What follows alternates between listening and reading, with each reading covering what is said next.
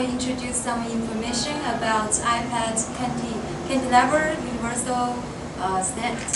Okay, look at this product. I will introduce the products for you. There are two elements of this product. This one is fix it, and this one you can adjust it up and down like this. Okay, look at this, the bottom of this stand. You can adjust it up and down and to adjust the white. Secondly, that's to install these products.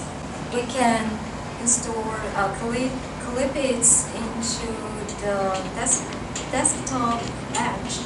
Okay, we finish this step. That's to install our iPads on this iPad holder.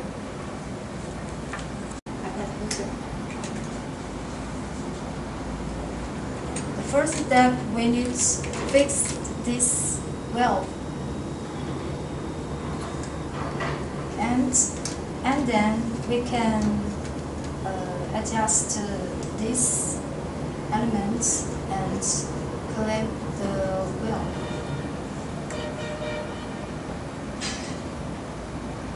Okay, we finished this step. You can look at this iPad holder. It can just up and down, right and left with 360 degrees. You just need to and fix it. This one, or this. Okay, I will show you how to introduce how to install this iPad with the case in this iPad's holder.